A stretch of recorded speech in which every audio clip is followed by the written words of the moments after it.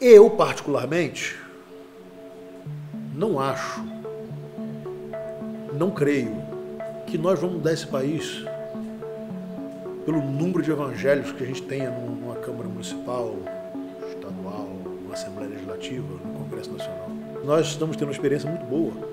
Nós temos tido aí partidos de esquerda, partidos de direita, e o país não melhora nada com ninguém. Não são as ideologias que têm que mudar, nem os partidos. É o homem que tem que mudar. E, meu querido, só Jesus muda o homem. É verdade, né? Há muita exploração da fé. Mas eu posso lhe afirmar que é a minoria que tem essa deturpação. Isso não deveria nos assustar, nos entristece. Mas porque Jesus falou que isso ia acontecer. Eu acho que a imunidade tributária não é um favor do Estado à igreja.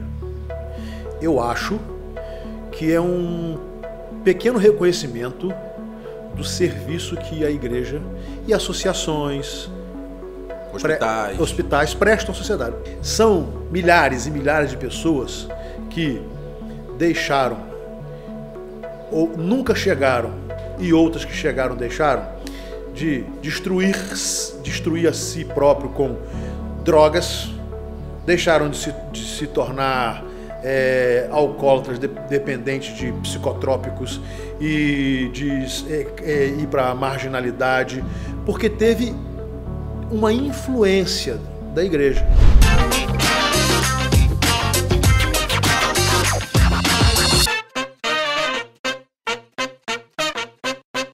Estamos começando mais um Marco 4.0 para você que nos assiste aqui no YouTube, para você que nos ouve através do podcast.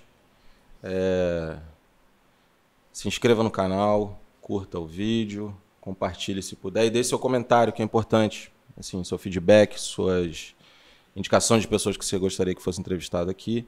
A ideia do podcast é sempre estar batendo um papo com pessoas de background diferentes, pessoas que têm tido uma influência positiva na sociedade, e a gente tem conversado com pessoas de diferentes áreas. Então você pode encontrar essas informações aqui no canal mesmo, no Marco 4.0, no meu Instagram, que é Marco Lira F. Só botar lá que as informações vão estar lá. Se quiser me seguir também, pode seguir. Hoje a gente está com o pastor Márcio Antunes Vieira. Falei certo? Certinho. Ele é teólogo, formado em Direito, e ele é autor do livro Crer para Ver ou Ver para Crer. Ele é pastor da Primeira Igreja Batista de Pádua aqui em Santo Antônio de Pádua e é pastor desde 1988. Exato. 32 anos de... É a minha idade. Verdade? Acho que é a idade do Danilo também, né? Também. Então hoje é com ele. Seja bem-vindo, obrigado pela disponibilidade, pelo tempo. Bom, tá bom, Marco. Obrigado, um prazer falar com você, né? A gente conversar, investir um tempo aí numa conversa boa. Eu me sinto muito feliz por isso. Obrigado. A ideia é uma conversa mesmo, assim. Se eu quiser, fica à vontade. Você pode falar o que o senhor quiser, o que o senhor não quiser também. Tá bom. Eu, particularmente, eu admiro bastante o trabalho do senhor, a pessoa que o senhor é. Obrigado. É uma das pessoas que eu respeito bastante. Então, para mim, é um prazer enorme estar aqui sentado diante do senhor. Obrigado. Bom, acho que a gente pode começar, assim, acho que é uma dúvida de muita gente. O senhor é pastor, mas como é que a pessoa se torna um pastor? Porque hoje em dia eu acho que tá meio que o pastor virou uma profissão normal, né? E todo mundo acha que a ideia que as pessoas têm, talvez distante da igreja, é que o pastor é o dono de uma igreja. Ele abre uma igreja, ele tem uma igreja e aquilo é o negócio dele, né? Sim. Olha só, eu vou expor para você como eu me tornei pastor, né? E a forma pela qual eu sou da Igreja Batista, né? Uhum.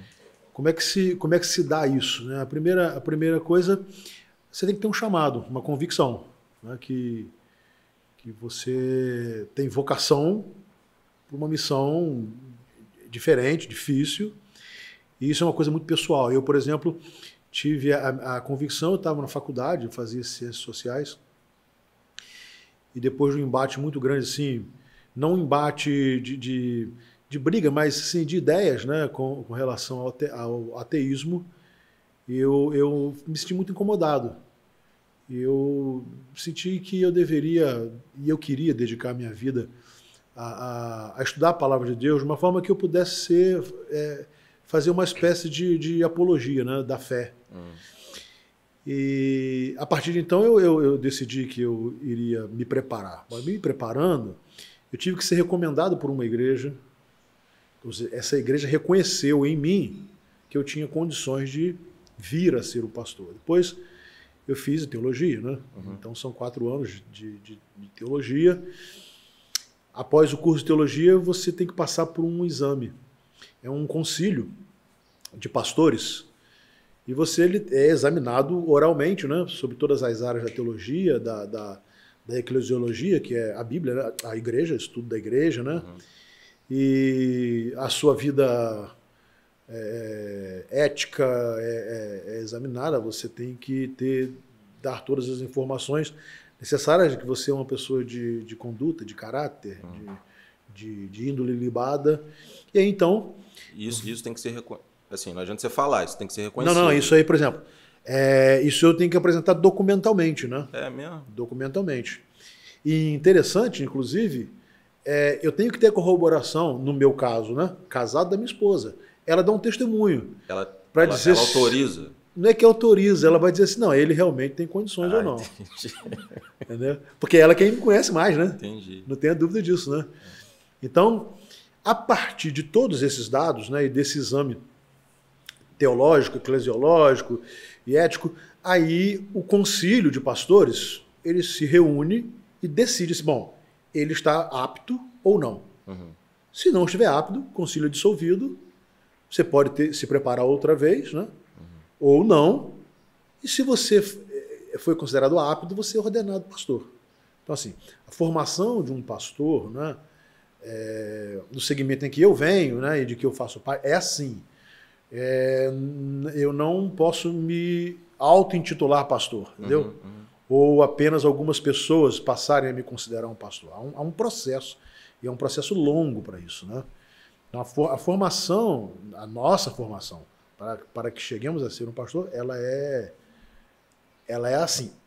Há segmentos que fazem o contrário, pensam o contrário, eu respeito, mas essa é a forma, né, bíblica, porque o apóstolo Paulo diz que nós não deveríamos impor as mãos, né, de uma forma insegura, né, prematura sobre alguém. Essa ideia de imposição de mãos é a ordenação ao ministério pastoral, né? Então, isso tudo tem que ser feito com muito cuidado, porque a partir do momento que você tem o título de pastor, você já representa muita coisa, muita gente e muita coisa. Enquanto Márcio, se eu cometo deslizes, a repercussão é apenas na vida de um indivíduo. Mas enquanto pastor, Márcio, possíveis deslizes, isso aí macula o nome da igreja, macula o próprio ministério, macula a fé, macula o segmento religioso do qual eu faço parte. Então, por isso que Paulo diz assim, ninguém deve impor as mãos sobre o outro precipitadamente. É interessante isso, né? Então o preparo é longo, né? E que não termina aí, né? E depois que você começa a trabalhar, e você tem que estudar muito mais, aí estuda a vida inteira, né? Mas basicamente essa é a formação para você chegar a ser um pastor. E qual que é a função do pastor? Pois é. Olha só, biblicamente, o pastor... Porque o que a gente entende, a palavra pastor vem muito de pastorear, né? Sim, sim. De cuidar dos animais, guiar e etc. A figura é essa, né? É essa. É de você cuidar de um rebanho. Por exemplo, quem já teve oportunidade, né, assim, de estar ali no Oriente Médio, é muito comum você estar passando pelas estradas no Oriente Médio. Por exemplo, se você vai do Egito para Israel e você vai pelo deserto, pela estrada, é comum você ver a figura de um pastor indo à frente e atrás um rebanho grande que vai seguindo. Porque confia, né?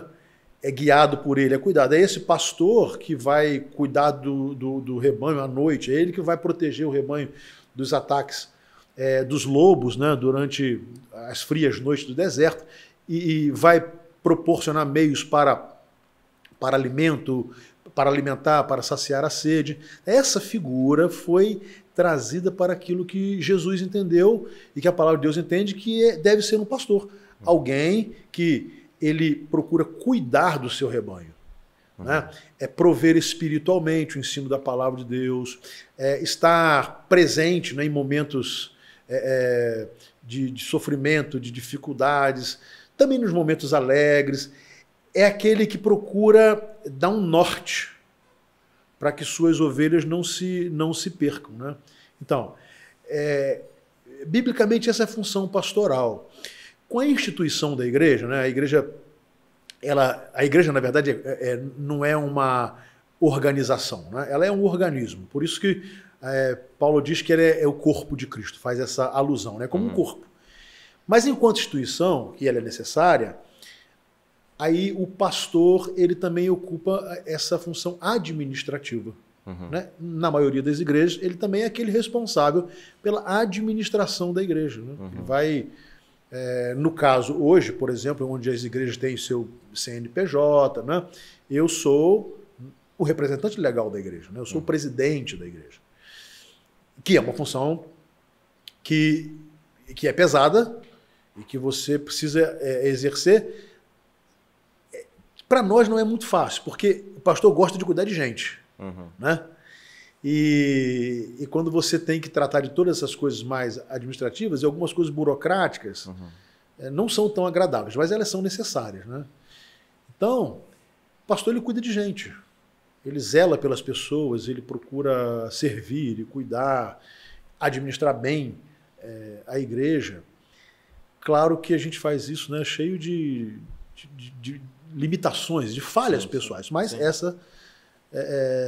essas seriam, né, as funções que nós deveríamos ou devemos cumprir da melhor maneira possível. Né? O senhor falou de... O senhor tinha quantos anos quando o senhor teve... O senhor falou chamado e convicção. Sim. O senhor tinha quantos anos? Rapaz, o meu chamado foi aos 20 anos. E é aí que eu queria chegar. O que seria o que é chamado? Pois é, olha só. Porque convicção a gente entende. Agora, chamado, quem chamou, o que aconteceu? Exatamente. Isso, veja bem, eu venho de uma formação, assim, a minha formação ela é uma formação cristã, evangélica. Né? A minha família é uma família de muitos pastores. E eu não queria ser pastor. Nunca pensou em Não, nunca pensei.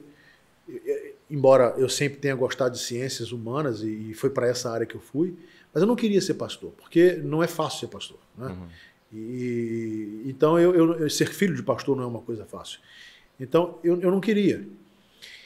E é impressionante que foi exatamente na faculdade, e eu estava fazendo o que eu amava, e ainda amo, eu estava tendo uma crise pessoal com a minha fé na aula de antropologia cultural. A minha fé estava sendo posta em xeque, né? O senhor era cristão. Cristão, líder de juventude, né? E eu me lembro que num grande debate sobre Deus, sobre ateísmo, eu fiquei sem resposta. Hoje eu entendo mais, né? Eu era um menino e tinha uma professora extraordinária, muito competente, muito conhecedora, né? E é claro que eu não tinha condições intelectuais de contra-argumentar. Mas aquilo me incomodou muito, porque eu fui tratado respeitosamente, né? Mas eu fazia faculdade em Nova Friburgo e eu fui para casa e não dormia aquela noite. Eu fiquei profundamente incomodado. E a minha crise, e aí que eu entendi o meu chamado, foi assim, ou eu abandono a fé, abandono a minha fé em Deus, ou eu vou me dedicar a isso. E eu senti uma paz tremenda, rapaz, de me dedicar. E foi o que eu fiz. Eu decidi, eu fui para minha casa no final de semana, chamei meus pais, falei com eles, olha, eu quero isso. E quero. E foi tão forte, que isso foi 1984. Em 1985, então, eu fui para Niterói, fui morar em Niterói e fui, então, me matricular num seminário. Mas eu queria continuar a minha faculdade. Eu queria fazer os dois.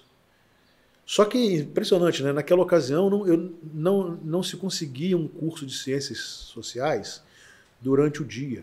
Só à noite. Só à noite. E eu ia estudar à noite, o seminário era à noite. Então eu não pude continuar as duas. Eu tinha vontade de fazer arqueologia. E Deus foi tão maravilhoso que depois eu fiz, né? Eu tive a bênção de fazer um curso de arqueologia em Israel. Realizei um sonho na minha vida assim, extraordinário agora, né? Em 2014. Mas a minha convicção foi assim, ou eu abandono a fé, ou eu vou profundamente conhecer e defender a fé. Entendi. E aí foi o que eu senti. Para mim, isso foi chamado. Bom, aí desde então eu nunca perdi essa convicção. Entendeu? O senhor falou que acaba tendo um cargo administrativo na igreja, né? Sendo presidente da igreja, o senhor, assim como dizem que eu sendo médico, na condição de médico, associo muito a minha função como a de um sacerdote, então sacerdócio e tudo mais. Então, vocês se dedicam em tempo integral. Então, fica difícil para alguns até conseguem trabalhar, talvez, mas acho que muitos não conseguem, assim, se dedicam totalmente à igreja, ao trabalho da igreja e tudo mais. A remuneração de vocês vem... Como é que acontece isso? Porque entende que é estranho o pastor sendo presidente da igreja. Sim. Como que funciona essa remuneração? Pois é, isso é muito importante falar sobre isso, porque isso é muito incompreendido, né? Primeiro, assim, como presidente da igreja, eu não recebo nada. Estatutariamente, eu não posso ter nenhum ganho financeiro por ocupar a função de presidente. Então, na presidência da igreja, por ser presidente, eu não tenho nenhuma remuneração. Mas como presidente, o senhor também não tem influência, ou tem influência sobre o salário das pessoas, por exemplo, que trabalham na igreja? Veja bem, as pessoas que trabalham, sim, mas olha só, como é que se faz isso trazendo para a minha realidade, né? Sim, da Igreja Batista, outras são semelhantes, né? Aqui não vai nenhuma palavra de comparação, são formas diferentes, né? Sim. Mas como acontece numa Igreja Batista? Por exemplo, quando eu vim pastorear na minha cidade, em Santo Antônio de Pádua, né, onde eu estou até hoje, a igreja fez um convite. Ela me conheceu, entendeu que eu seria um pastor que poderia fazer um bom trabalho aqui na igreja. Na assembleia da igreja, eu nem daqui era, a igreja ela votou por me convidar e ali estabeleceu o sustento, o salário. O senhor nem aqui estava, por exemplo. Nem aqui estava, eu era pastor em outra igreja. Bom, quando esse convite me é levado, eu tenho a opção de aceitar ou não. Então, quando eu vim, eu não tive nenhuma influência com relação a salário, porque tudo já estava definido. Agora, enquanto presidente, isso mudou, eu tive reajuste de salário, mas como é que é feito isso? A forma de administração da Igreja Batista ela é congregacional, é uma assembleia da igreja. Ela tem uma assembleia.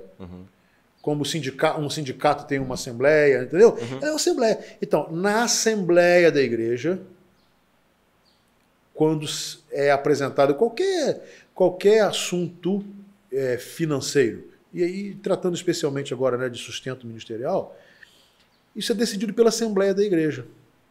E eticamente, quando esse assunto vai ser decidido, o presidente não preside a Assembleia. Quem preside é o vice-presidente. E no meu caso, né, e em caso da maioria, a gente nem se faz presente. Porque é uma decisão de uma Assembleia. Sim. Então, veja bem, eu sei que há muita distorção e muita confusão. Né?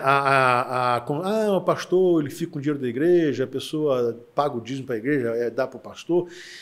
Há distorções, e a gente pode até depois conversar sobre o porquê dessas distorções. Mas, biblicamente, e tratando agora da nossa realidade... A distorção que você está falando é em relação à orientação bíblica, por exemplo. Sim, exatamente. Né? Assim, na verdade, a administração financeira da nossa igreja, por exemplo, ela tem os tesoureiros, né? Ela tem um conselho fiscal. A igreja como uma empresa? Porque é um CNPJ. Entendi. Ela não tem fins lucrativos, entendeu? Mas é um CNPJ, então ela tem um conselho fiscal. E esse conselho fiscal examina as finanças, os relatórios financeiros da igreja. Recomenda a aprovação ou não. Então, na verdade, o presidente ou o pastor é aquele que tem menos influência nesse momento, porque, na verdade, o Conselho Fiscal ele se reúne, ele tem autonomia, né? Ele não precisa de mim para se reunir. Não, da minha presença, inclusive nunca tem a minha presença para se reunir, entendeu? Uhum. Então é uma coisa muito transparente, muito transparente. E presta contas A Assembleia da Igreja. Uhum. A igreja. Agora, mas alguém pode dizer que eu ganho pouco ou que eu ganho muito. Uhum. Aí é uma questão pessoal, porque a Assembleia da Igreja definiu. Entendi. Então, por exemplo, se eu tenho um sustento bom, a igreja entendeu que eu trabalho para ter esse sustento e ela tem condições. Entendi. Né? Então, assim, é muito transparente. Claro que nesse crescimento aí de igrejas, nessa explosão, há muita coisa que não está de acordo com a palavra de Deus. Agora, o que a gente vê talvez pelo menos o que a gente vê na mídia, é o que a maioria talvez não esteja, então, entendeu? Por isso que eu estou fazendo por isso que eu quero saber sobre isso. A maioria não esteja... A que aparece na mídia. Porque a gente vê a relação de igreja com dinheiro, ela é muito ruim, né? Mas eu posso lhe afirmar que é a minoria que tem essa deturpação. Só que aparece, né? Perfeito. Uhum. Só que aparece. A grande maioria dos pastores vivem com muita dificuldade. Há pastores que não sustentam. Por exemplo, eu tenho um bom sustento. Mas eu sou pastor de uma igreja grande. Uhum. E com isso, é óbvio que ela tem uma situação econômica um pouco melhor, mas também são muitas responsabilidades. Sim, sim. Assim, eu considero que o sustento que eu tenho, e a igreja parece que entende também, está dentro daquilo que é viável. Mas se for ver em relação a todas, talvez não seja regra. Não é regra. Bom, você jogou futebol, né? Uhum. O seu pai levou a vida inteira no futebol. E você sabe que as estrelas do futebol são elas que aparecem. Mas a grande maioria dos jogadores de futebol passam muitas dificuldades, sim, né? Sim. Essa é a mesma relação, a mesma proporção. Só que a minoria que aparece, e que infelizmente é verdade, né? Há muita exploração da fé. Agora, talvez vai te falar uma coisa, eu não sei se vai te surpreender isso. Isso não deveria nos assustar, nos entristece. Mas porque Jesus falou que isso ia acontecer. A Bíblia está dizendo que, né, chegaria o tempo que haveria uma multiplicação de falsos profetas. Uhum. Falsos, eles só são falsos porque, em primeira mão, eles se parecem verdadeiros. Né? Se fosse descaradamente mentira, né, a falsidade você descobre. Uhum. A falsidade não aparece assim. Então, mas isso aí não deveria acontecer. É triste, mas a Bíblia diz que iria acontecer. Então, me entristece, mas não me surpreende. Agora, claro que darão contas a Deus, né? Por exemplo, a gente sabe que, ou poucas pessoas sabem, que a igreja tem uma isenção fiscal. Na verdade, assim, a gente diz igreja, mas são templos religiosos, certo? Se eu estiver errado... Muita gente acha errada essa isenção. Quem sabe a primeira impressão é por que a igreja não paga imposto e eu estou pagando pra caramba aqui? Aliás, todo mundo paga muito imposto, porque que existe essa isenção? É meio que... Por que existe essa isenção? Deveria existir, não deveria? Isso aí é o seguinte, né? Isso aí está lá no artigo 150, inciso 6, a linha B da Constituição, né, Federal. É proibido cobrar impostos. E aí, lá no inciso 6, é a linha B de templos de qualquer culto. Qualquer religião. Qualquer religião. Então não é uma questão assim, a igreja evangélica ou igreja católica. Não, de qualquer templo, de qualquer religião. Então é o que se chama de imunidade tributária. Mas também os partidos políticos têm, né? As associações também têm. Hospitais têm também. Também, tudo que não tem fins lucrativos. Né? Partido político eu não sabia. Aí eu já não concordo. Não, tudo bem. Por exemplo, eu não concordo. Sindicatos. Pois é. Sindicatos. Bom. Né? Veja bem. Na minha monografia de conclusão lá no meu curso de Direito, eu falei sobre a liberdade religiosa e a Constituição Cidadã. E um dos capítulos foi a imunidade tributária, que, em tese, todo mundo é contra. Porque acha que a igreja tem um caminhão de dinheiro e aí deveria contribuir. Bom, a minha ótica é a seguinte: eu acho que a imunidade tributária não é um favor do Estado à igreja. Eu acho que é um pequeno reconhecimento do serviço que a igreja e associações, hospitais prestam à sociedade. Vou te falar de uma forma muito clara. Por exemplo, a igreja, e seja ela qual for, tá? Ela tem um trabalho de ensino para crianças sensacional. E desde lá do berço, né? Toda igreja tem até o berçário. Né? Se começa a ajudar os pais à formação das crianças. Então, são milhares e milhares de pessoas que deixaram, ou nunca chegaram, e outras que chegaram deixaram, de destruir a si próprio com drogas, deixaram de se tornar alcoólatras, dependentes de psicotrópicos e de ir para a marginalidade, porque teve uma influência da igreja. Não é que a igreja é o único meio, não, claro que não, mas uma contribuição, porque a igreja ensina o valor da honestidade, o valor do trabalho, a igreja ensina o valor do respeito aos pais, a igreja ensina o valor do estudo. Você sabe que as maiores universidades do mundo, elas têm em sua origem pessoas que queriam conhecer Deus.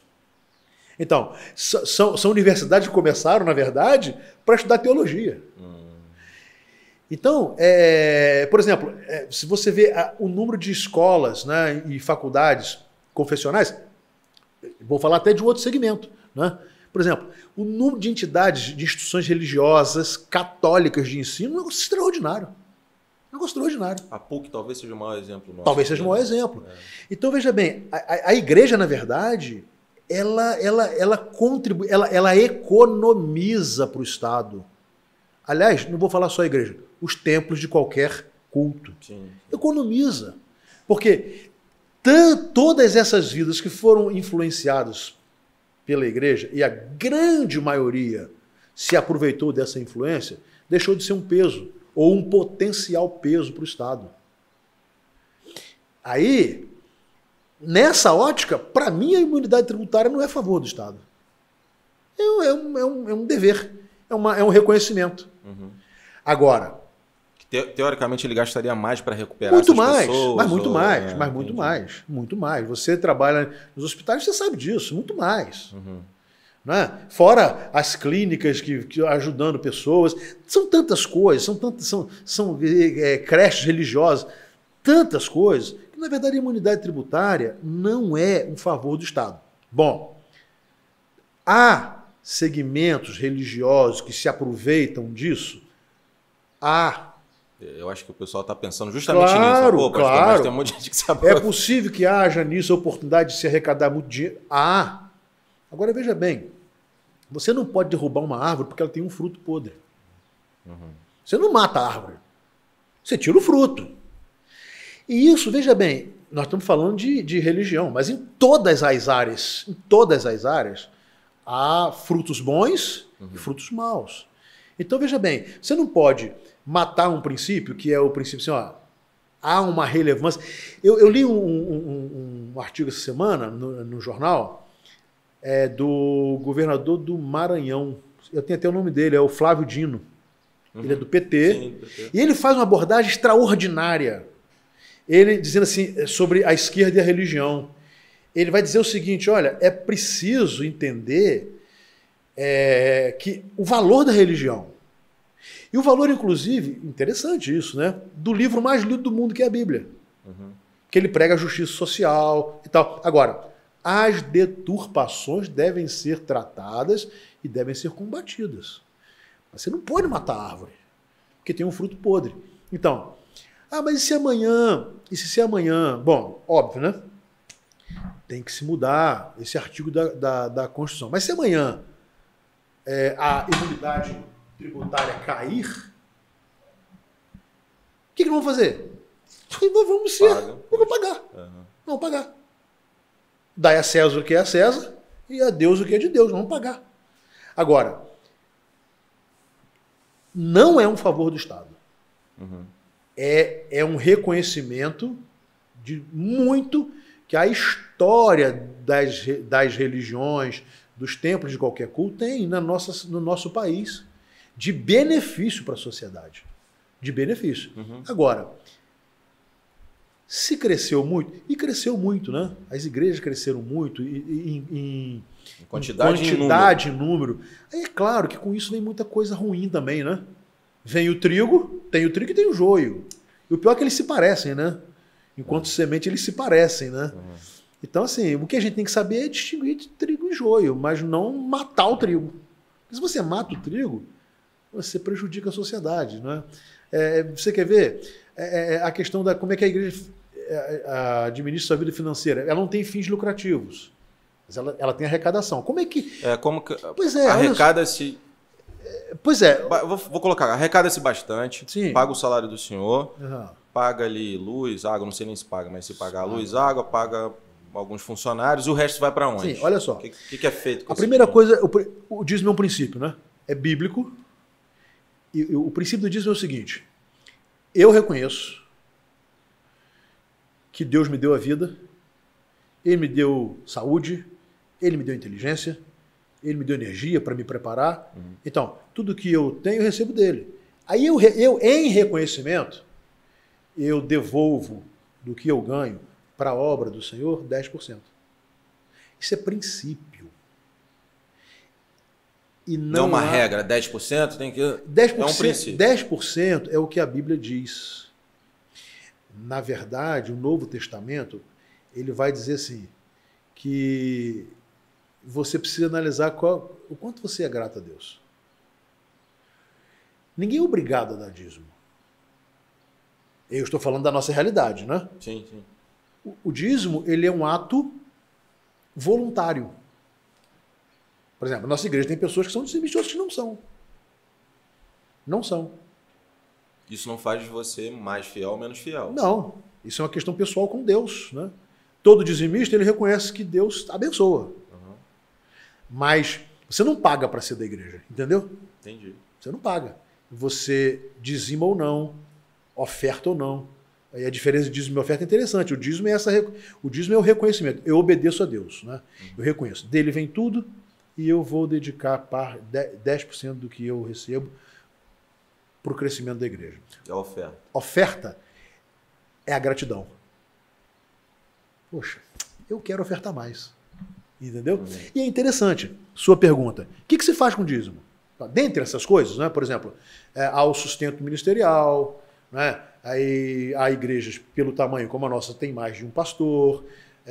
A gente tem funcionários, né? Os funcionários são contratados, eles, de acordo com a CLT, todos os direitos garantidos.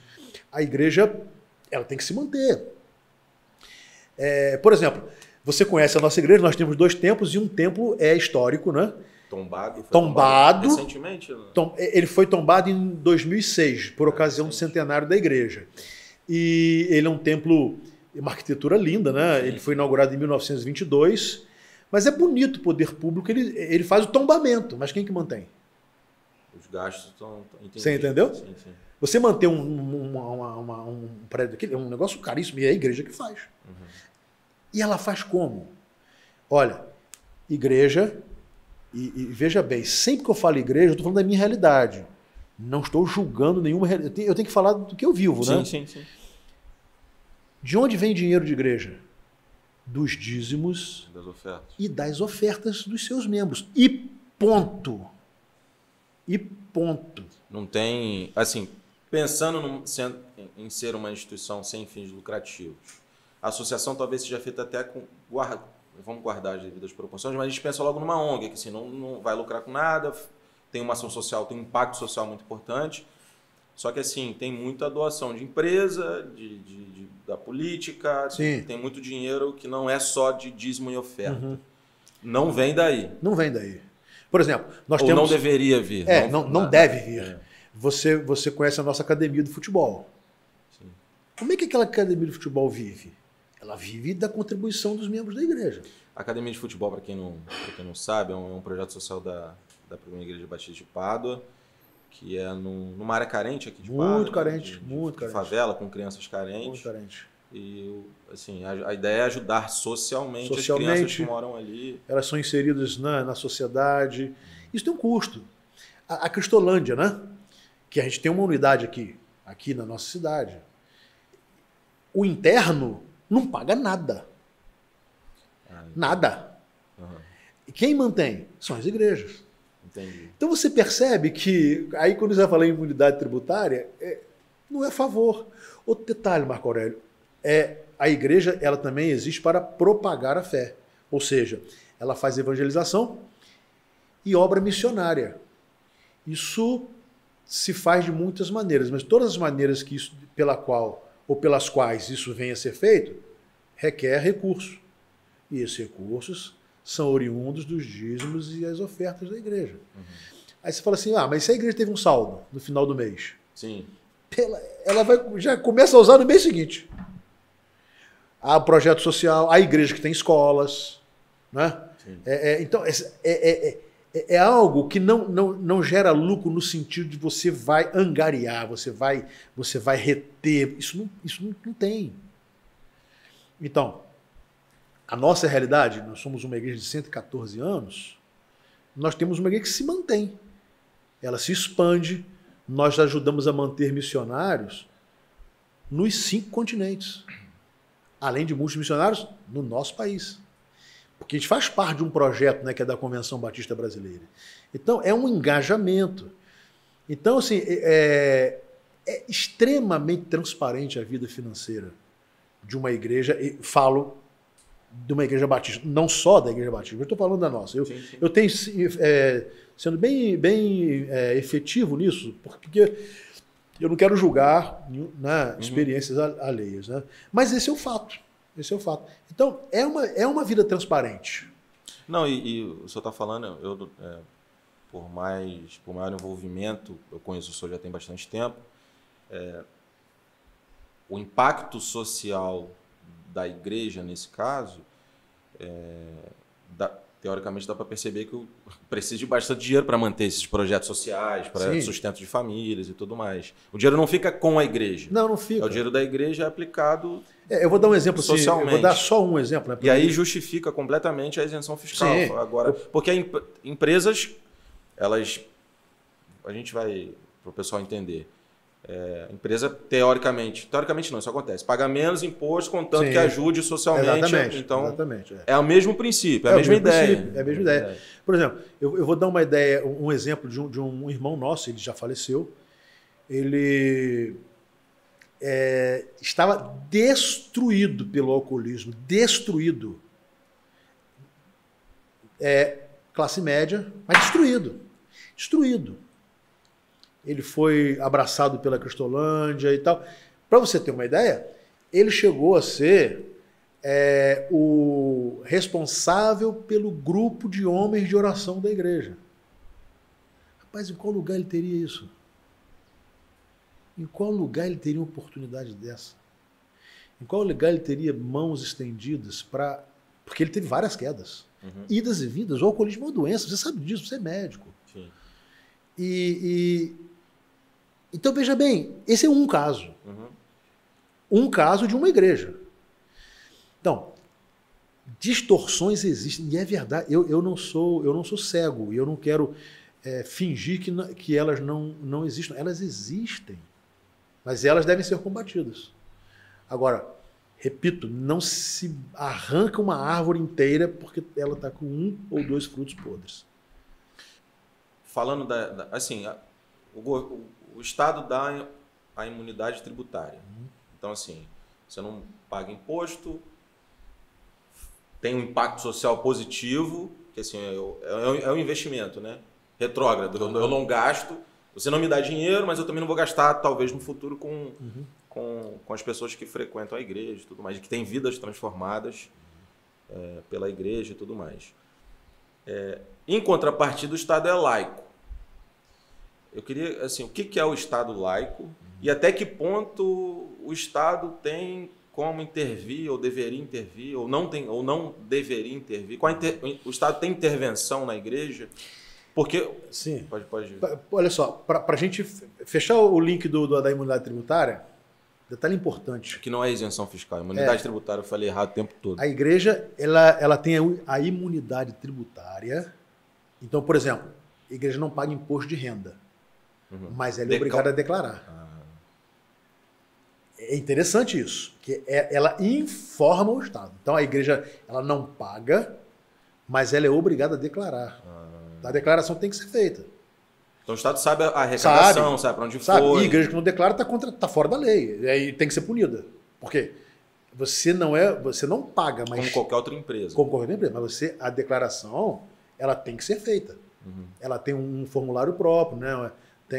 Tem todo um trâmite diferente da pessoa física e pessoa jurídica que não tem imunidade.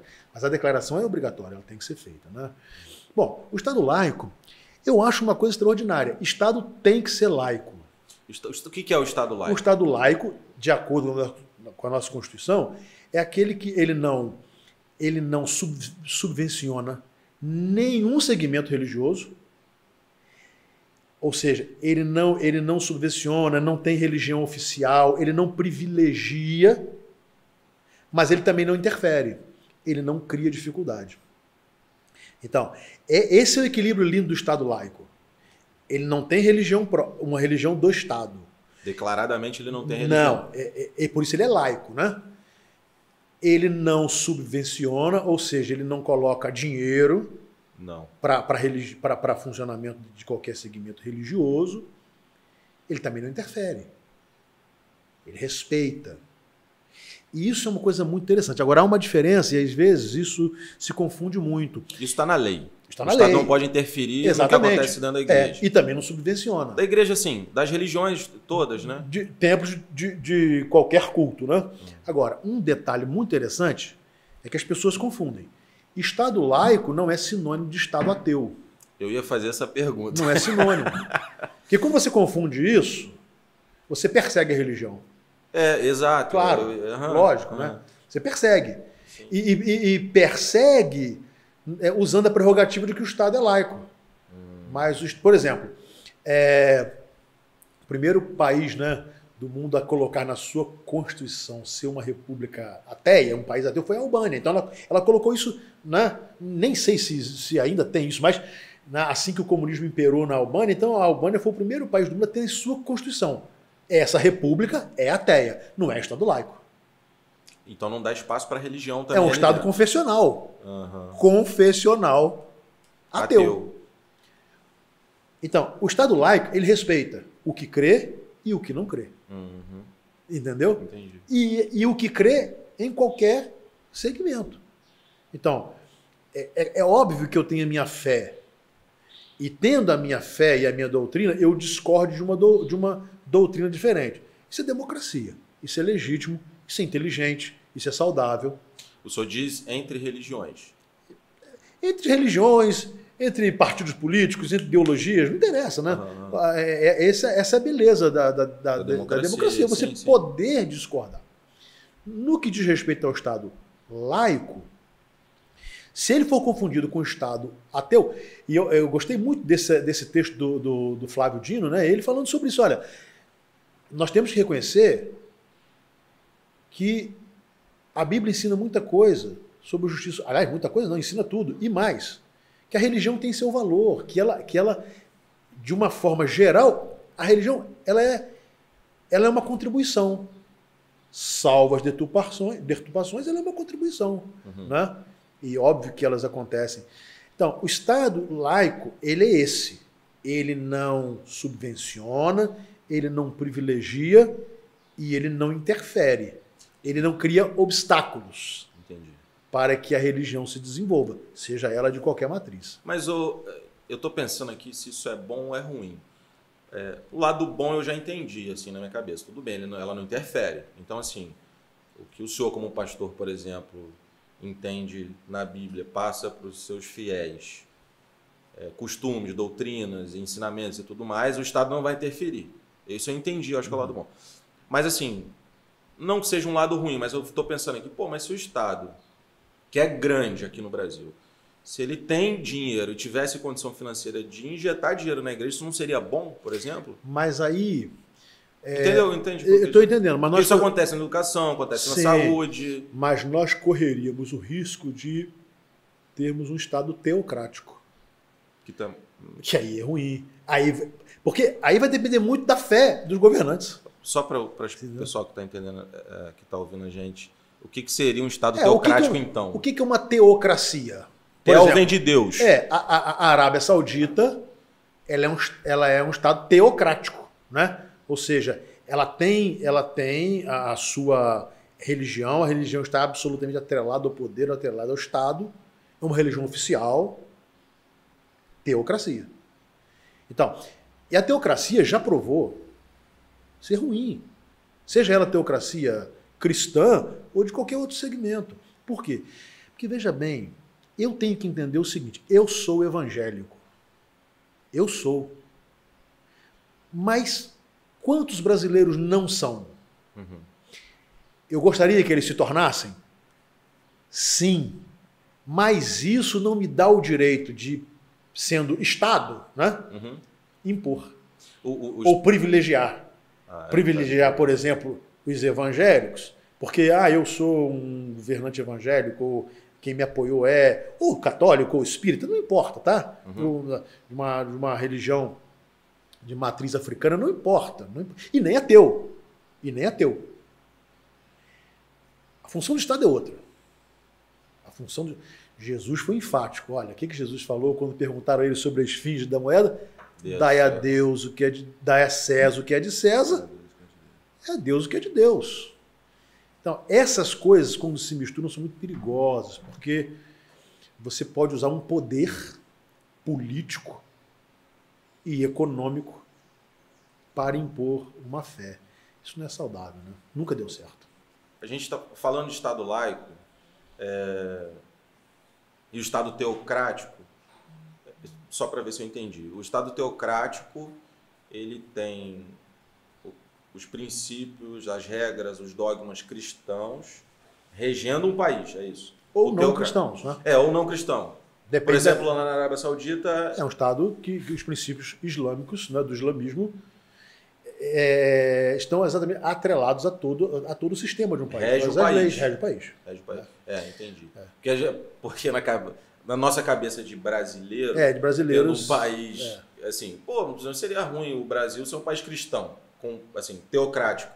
Mas, por outro lado, você tem a Arábia Saudita, por exemplo. Sim. Que também é isso, né? É exatamente isso. E essa polêmica dos crucifixos? Nos fóruns, por ser um Estado laico, teoricamente não poderia ter crucifixo. Na minha humilde opinião, isso é confundir Estado laico com Estado ateu. Por exemplo, eu fico muito à vontade para falar isso pelo fato de eu não ser católico. Se eu fosse católico, eu poderia estar falando em causa própria. Sim, né? Sim. Porque os crucifixos estão aí nas instituições públicas, né? Eles são de origem católica. Então eu chego no fórum, tenho um crucifixo, e eu não uso. Mas veja bem, nós não podemos esquecer que a cultura brasileira é uma cultura de formação católica. Então, a história do Brasil vai nos mostrar isso. Não é? Então, desde que o Brasil é descoberto, se começa a celebrar missa no Brasil. Não é? Então, o catolicismo chega no Brasil. Então, eu não acho que é ferir o Estado laico. Eu acho que a gente deve respeitar. Agora, o crucifixo está lá, o Estado laico me protege de eu não ter que me dirigir a esse crucifixo, fazer uma oração voltada. Aí o Estado laico me protege disso. Né? É como um feriado religioso, que no Brasil a maioria dos feriados religiosos são católicos.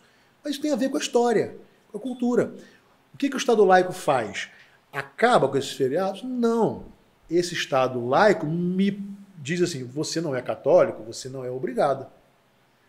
Mas para os católicos claro, continua, claro, não tem problema nenhum. É a nossa formação, é a nossa origem. Então, porque se nós partirmos desse princípio, vai ter que se mudar tudo. Não, se o Estado fosse ateu, os feriados não existiriam, por exemplo, os feriados com o nome de santos, por exemplo. Não existiriam. Não existiriam. E eu não estou dizendo assim, deve existir ou não. Eu estou dizendo que é uma realidade. E isso tem a ver com a nossa história. Uhum. Quantas cidades do nosso país têm nomes, né, que se refere a um dos santos reconhecidos pela Igreja Católica? Vai mudar? Faz sentido? Tem propósito isso? Agora, eu tenho a minha fé. Uhum. E o Estado laico me protege, ou seja, protege a minha coisa. O capítulo 5º, né, da Constituição, né, das liberdades garantidas individuais, vai falar que todo indivíduo ele tem seu direito, a sua crença, a sua fé, a sua crença é garantida. Uhum. Esse é o Estado laico. Ele não é um Estado teocrático e também não é um Estado ateu, na minha visão. Obrigatoriamente ter que tirar esses símbolos religiosos das instituições públicas não é a luta por um Estado laico, é a luta por um Estado ateu. Eles estão lá porque o Estado é laico, não é? Eu acho que sim. Dá a impressão que agora, deixaria de ser laico se eu chegasse diante do juiz e eu tivesse que professar uma fé que está representada ali no fórum, por exemplo. Aí deixaria de ser laico. Ninguém é obrigado a isso. Entendi. Ninguém. Entendi. Então a laicidade do Estado ela é maravilhosa. Ela só não pode ser confundida. Porque aí se torna prejudicial. E assim, acho que essa última eleição trouxe à tona não que não houvesse antes, mas assim, acho que trouxe à tona, com muita força, a discussão da entrada, não entrada não, porque já estão lá há muito tempo, mas da influência dos cristãos na política. A bancada evangélica, etc. A impressão que eu tenho, nem conheço Brasília. Sim. E é triste falar isso, mas eu não tenho nem vontade, porque... Mas assim, a impressão que dá é que esses cristãos, a impressão que eu tenho de fora, é que como cavalo de Troia estão tentando entrar em Brasília para tentar mudar aquilo de dentro com princípios cristãos. Alguns com princípios verdadeiramente cristãos, outros nem tanto, e outros não, com certeza. Mas eu vou usar a frase do senhor, não dá para derrubar a árvore porque tem alguns frutos. Então, eu vou colocar quem entra na política de bom coração, com princípios cristãos, tentando mudar de dentro para fora. A ideia do cavalo de Troia mesmo, entendeu? Isso é bom? Funciona? Como é que o senhor vê essa... É impressionante. Isso é uma realidade. É uma realidade. Defender princípios, todos têm direito, né? Uma coisa assim que se confunde muito, né? Hoje se bate, eu tenho a minha posição, eu vou explicar qual é, mas hoje se diz muito, né, que querendo dizer que nem o cristão ou o evangelho não pode entrar na política. A primeira coisa é o seguinte: enquanto evangélico, pastor que eu sou, eu pago imposto, eu faço compra no mercado, eu tenho que cumprir com as minhas obrigações eleitorais. Então, eu, como outro cidadão qualquer, tenho direito a defender as minhas ideias. E até ser um candidato, direito. Eu, particularmente, não creio que nós vamos mudar esse país pelo número de evangélicos que a gente tenha numa Câmara Municipal, estadual, numa Assembleia Legislativa, no Congresso Nacional. Tem que mudar o homem. Nós estamos tendo uma experiência muito boa.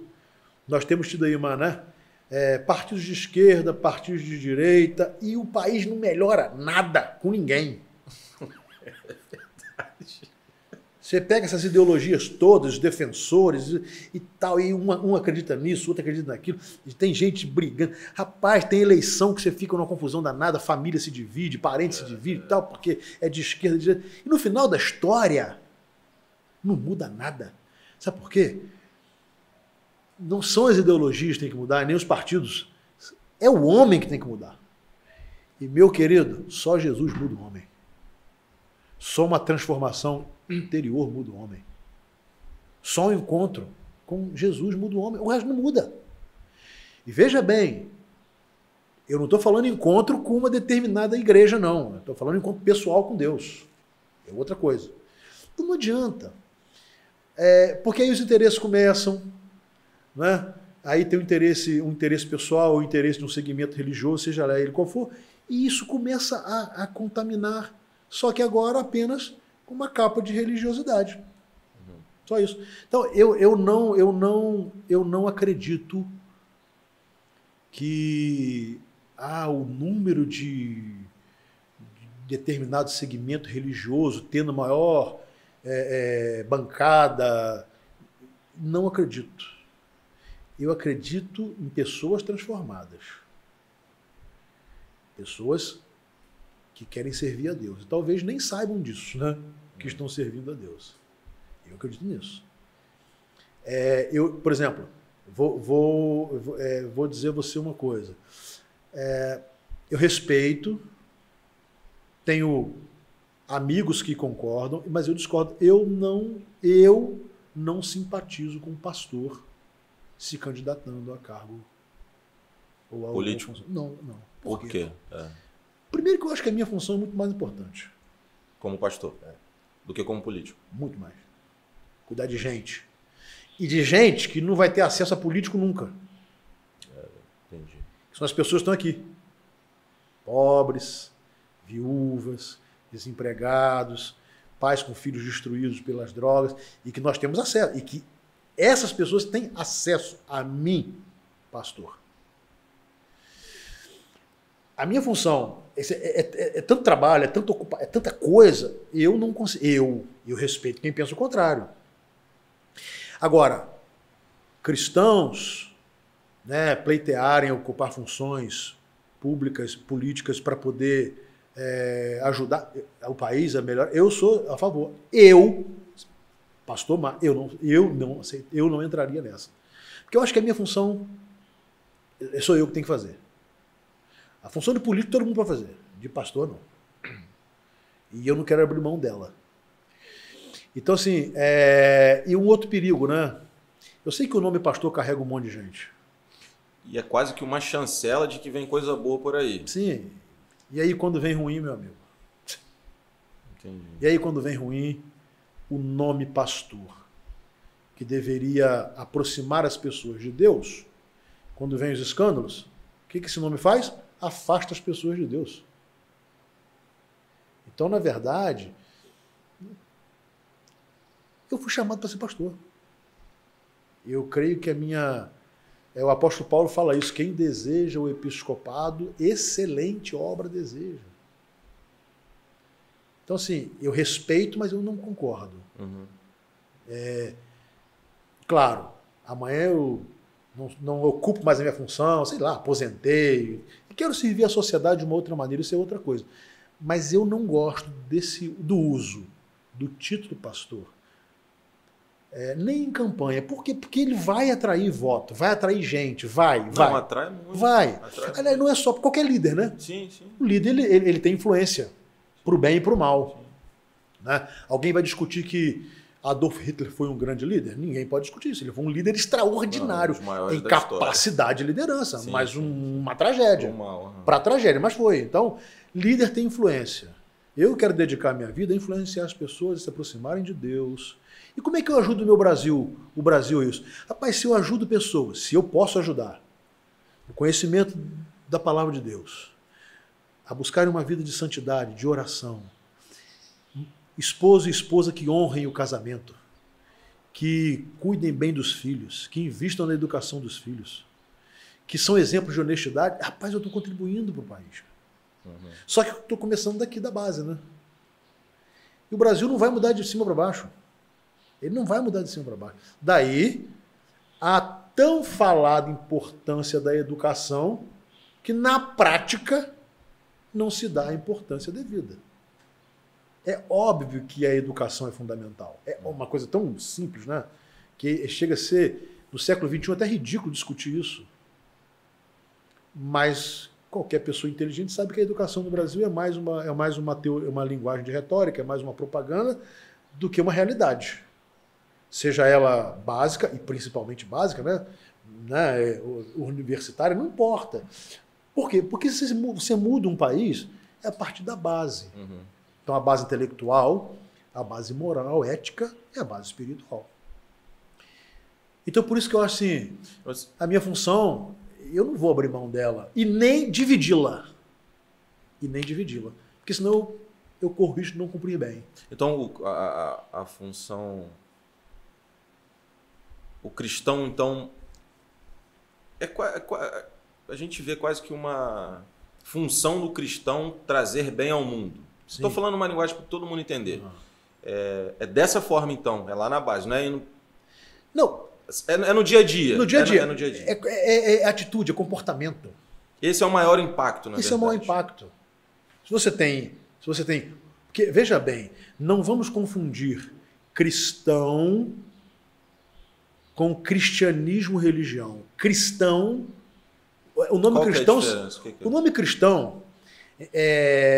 a primeira vez que os seguidores eram chamados seguidores do caminho, foram chamados de cristãos, está lá no livro de Atos, né? A igreja de Antioquia, que não era nenhuma igreja judaica, né? A igreja de Antioquia. Por que eles foram chamados de cristãos? Pelo significado do nome: pequenos cristos. Isso é uma coisa extraordinária. E eles não se auto-intitularam. Eles foram reconhecidos por aqueles que não eram seguidores de Jesus. Peraí, esse pessoal se parece com Cristo, com o que Cristo ensinou. Pô, isso é um negócio sensacional. Pela semelhança. Pela semelhança, pela conduta. Então, isso é diferente. Cristianismo é instituição, religião é outra coisa. É uma instituição. É um segmento que deveria ser uma instituição ou um segmento que também seguisse os passos de Cristo, os ensinos de Cristo, literalmente. Sim, sim. Né? Então, assim, a quantidade, o maior número de cristãos ocupando cargos públicos pode ser bom ou pode ser ruim. Depende da qualidade do cristão. Depende de quem ele é. Não vai fazer muita diferença se ele é católico, se ele é evangélico. Não é essa a questão. A questão é quem ele é, o seu caráter, se a sua conduta está de acordo com a sua fé. Se não está, só atrapalha. Eu acho que o senhor respondeu a... só um detalhe. Eu não lembro onde eu li isso, agora eu não vou me lembrar. Mas que quando levaram Judas até Jesus e alguns discípulos que estavam... Antes de Jesus ser condenado e morto e tudo mais, pediram para Judas dar um beijo no rosto de Jesus.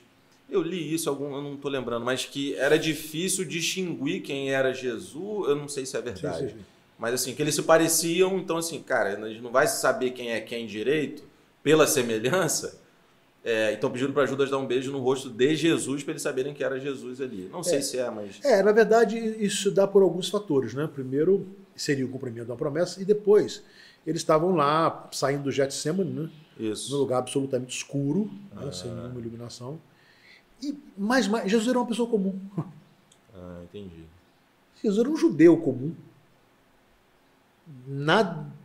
Completamente nada a ver com essa caricatura que fizeram de Jesus. Uma caricatura europeia de Jesus. Seria difícil. Então, para a gente reconhecer hoje, talvez, também. Normal. E Judas reconhecia. E Judas sabia quem era. Então, se os soldados estão chegando com Judas, né? Bom, a gente está vindo prender Jesus, tá? Bom, e se a gente... Mas daí, ele tá no meio dos discípulos dele, são todos muito parecidos. Sim. Gente comum que se veste de forma comum. Então, como Judas caminhou com Jesus, né, durante o seu ministério, então a identificação foi essa, né? Aí marca-se como beijo da traição, né? Mas, na verdade, Jesus era muito semelhante. Jesus era semelhante aos seus semelhantes, né? Sim. Uma pessoa comum. Eu acho que o senhor respondeu talvez a uma outra pergunta que eu faria aqui, que no caminho vindo, eu moro no Rio, né? No caminho alguém fez uma observação no carro, falou assim, cara, é engraçado. a quantidade de igreja que... Na verdade, a comparação foi muitas igrejas, muitas farmácias, e lá no Rio que a gente vê de posto é impressionante. Você vê farmácia, igreja e posto, tudo quanto é esquina. E aí, nessa hora, eu me fiz a pergunta, cara, mas tem tanta igreja, esse país não melhora, parece que piora. Acho que o senhor respondeu com o que o senhor falou antes. Acho que a mudança é do homem, né? Não importa a quantidade de igreja, importa a qualidade de quem está lá dentro. Agora, olha só. Bom, desculpe, só retrocedeu. Quando eu disse Jesus era pessoa comum, né? Jesus era o Filho de Deus. Tá? Eu estou dizendo assim, ele não se... A marca de Jesus não era ser fisicamente ou parecer tão distante dos seus. Ele viveu no meio das pessoas, né? Comumente. Mas veja bem, eu olho essa questão né, é tanta igreja, e a sociedade não melhora, aparentemente não melhora. Mas eu tenho duas colocações. Primeiro, não melhora por esse fator que eu te falei, né? Não é você ter um segmento religioso, você tem uma conduta. Mas também eu olho assim, mas muita gente melhorou. Mas muita gente melhorou. E muita gente melhora. Muita gente melhora. Tem muita família destruída que foi resgatada, tem muita gente doente que foi recuperada, tem muita gente perdida, alijada da sociedade que hoje tem uma vida digna. O que não melhora, ou o que não tem melhorado, é esse poder do nosso país, político, econômico. E aqui eu não estou defendendo nenhuma ideologia econômica, estou dizendo o seguinte, é esse sistema maléfico que não permite que se melhore a sociedade brasileira. Então, a contribuição da igreja é tentar recuperar pessoas. E, infelizmente, ao longo do tempo, vem se confundindo muitas coisas, que recuperar pessoas é só tirá-las ali da rua e botar dentro da igreja. Sim. E aí, quando só isso acontece, você só muda o lugar em que você frequenta. Isso não é transformação. Não mudou. Isso não é transformação, né? Entendi. Não é. O senhor falou da origem da palavra cristão, que é de Atos, né? Em Atos, a gente vê, me corrija se eu estiver errado, a origem da igreja pós-Jesus, né? Veio Jesus, em Atos isso é contado, né? E a igreja foi formada ali, certo? E essa igreja, que é chamada primitiva, sofreu infinitas ramificações. Assim, de onde surgiu tanta igreja? Assim, qual foi a origem disso? Primeiro, assim, a cabeça da igreja é Jesus, né? A igreja começa nele. Em Atos, ao derramamento do Espírito Santo, e ali começa o tempo, né, da igreja. Então, a igreja primitiva, que começa a crescer de uma forma impressionante, né? E logo também começa a ser perseguida, e ela vai se espalhar pela Ásia Menor, né? Ela chega a Roma e então ela vai para a Europa, né? E só espalhou tanto por conta da perseguição. Também, né? Não só pela perseguição, mas também, por exemplo, porque o apóstolo Paulo, por exemplo, né? Barnabé, eles foram pregar o evangelho. Não só a perseguição foi consequência, e eles pregaram por causa da perseguição também. Entendi. Em Atos 4, né, diz que depois do apedrejamento de Estevão, muitos cristãos começaram a sair de Jerusalém. E aí foi por causa de uma perseguição. Mas a perseguição contribuiu muito para o crescimento da igreja. Mas não foi só a perseguição, né? A própria visão missionária da igreja, de ir obedecer o que Jesus falou, ir por todo mundo, pregar o evangelho a toda criatura, sempre foi algo muito cristalino na igreja, especialmente a partir da igreja de Antioquia, na Síria, né? Que nem estava, né, ali em Israel. Então, é a igreja que enviava os missionários, e ela enviava e eles iam pregando a palavra. Então, a igreja vai se expandir. Bom, passa-se o tempo, né?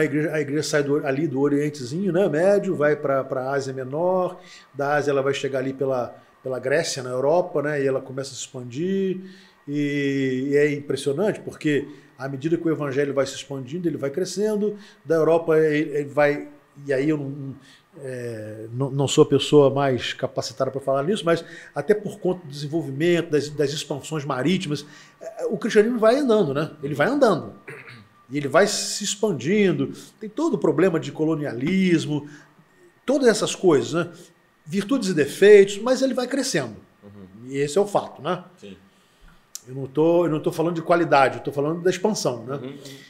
E, bom, e aí, aqui no nosso país, ele chega e, tipicamente, o cristianismo católico, né? Depois, muito depois, por exemplo, os batistas não foram os primeiros evangélicos, mais protestantes evangélicos. Mas a obra batista no Brasil tem só 148 anos, 143 anos, uma coisa assim. Recente, né, para a história. Sim. Agora, dentre um bom tempo, bons anos, tínhamos a Igreja Católica e algumas igrejas evangélicas, né? Protestantes. Aí a gente vou nomear algumas só, né? Batista, metodista, presbiteriana, congregacional. Estou citando algumas, depois Assembleia de Deus e tal, que são consideradas assim, igrejas históricas, né? Elas têm uma... Bom, a partir da década de 80, começa a haver uma explosão no Brasil do movimento evangélico. É uma explosão, uma coisa assim assustadora, né? Começa a crescer de uma forma tão impressionante e aí vão aparecendo outras igrejas, outros segmentos, algumas por crescimento, outras por desentendimento, então sai daqui e organiza outra, e por compreensões teológicas diferentes, doutrinárias. Então, começa a aparecer as novas igrejas, né? E hoje que nós mais chamamos de neopentecostais, isso cresce muito. Então, hoje tem igreja para todo gosto, para todo tipo, para tudo quanto é nome que você pode imaginar que você tem aí no Brasil, né? É um negócio impressionante. Isso trouxe muita coisa boa e muita coisa ruim. É óbvio. Mas como é que eu vejo isso? O lado positivo é que eu posso me congregar numa igreja que está de acordo com a minha compreensão. Por que eu sou da Igreja Batista? Porque eu entendo que ela está de acordo com a palavra de Deus. Você pode ter uma compreensão diferente. Então você não precisa estar aqui junto comigo causando divisão, entendeu? Brigando, não.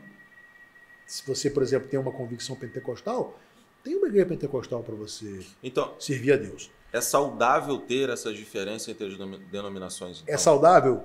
Na minha visão, isso se aplica ao que o apóstolo Paulo chama de multiforme graça de Deus, né? Acho bacana isso, cara. O pastor pode falar cara? Pode, né? Pode, deve. Pode falar o que eu quiser. Muitas formas de se manifestar a graça de Deus. E o lado ruim? O lado ruim é que apareceu muita esquisitice em nome de Deus, né, velho? Muitas práticas que não têm base na Bíblia. Às vezes pegam assim, textos isolados, né? E se cria ali uma doutrina e dali uma igreja. Isso na minha visão, extremamente tem sido negativo para a imagem da igreja, entendeu? Entendi. Para a imagem.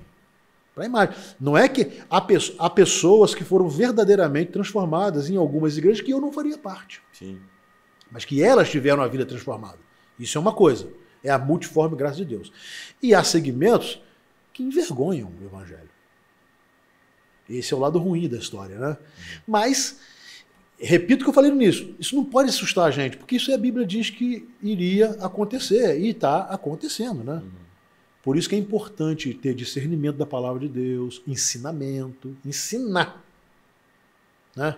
Fugir um pouco do emocional, levar as pessoas pela emoção. Sabe, Marco Aurélio, tem gente que acha que ser um cristão fervoroso é não ter razão. Você tem que viver na emoção. Não é. É impressionante, né?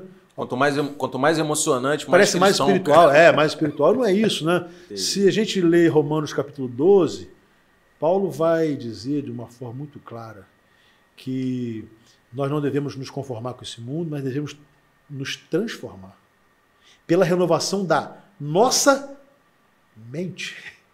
que é o nosso culto racional. Razão e fé não são coisas incompatíveis. Deveriam andar juntos? Devem andar juntas. A fé te leva além. Porque o que é a fé? A fé é a certeza das coisas que se esperam, a prova das coisas que não se veem. Uhum. Isso é fé. Mas eu posso cultuar a Deus com a minha razão. Deus me deu a razão, me foi dada por Deus. Não há uma diferença. Deus me criou e Ele não me deu a razão. Se eu uso a razão, eu estou sendo carnal. Não. Uhum. Deus me deu a inteligência. E me deu a inteligência para cultuá-lo também de forma inteligente. O problema é que se confunde muito espiritualidade, né, com irracionalidade. Esse meio termo, ele é difícil.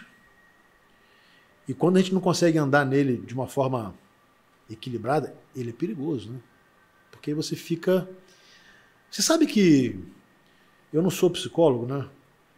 Mas há uma constatação que pelo menos 80% das pessoas são autossugestionáveis. É quase que dizer assim, 80% dos membros da igreja que eu pastoreio, que eu falo a eles semanalmente, seria autossugestionável. Sendo autossugestionável, eu tenho um poder... Se eu quisesse enganar, eu só enganaria. Você tá entendendo? Aham, entendi. Aí que entra a racionalidade. Aí que você tem que ter discernimento. Olha, eu já falei isso várias vezes na igreja, várias vezes. Olha, eu já disse assim, no dia que eu estiver ensinando alguma coisa que não esteja de acordo com a Bíblia, eu estarei errado. Guardem isso. Não me sigam mais. Esse é um padrão.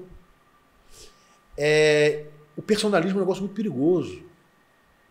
Sabe? E tem muito segmento religioso hoje atrelado a uma pessoa. Né? Ao líder, ao pastor tal, ao bispo tal, a não sei quem. Isso é muito perigoso. O homem passa. Eu sou pastor, eu posso cair. Eu posso envergonhar a igreja. Eu posso ensinar uma coisa errada.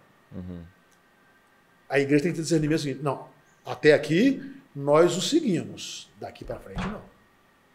Porque entre o que eu ensino e o que a Bíblia ensina, sempre a Bíblia vai ter razão. O senhor tocou num ponto interessante. A Bíblia é um livro de fé e razão, então como é que a Bíblia se encaixa nisso? Porque é um livro histórico. A Bíblia é um livro de conduta, né? De fé e conduta.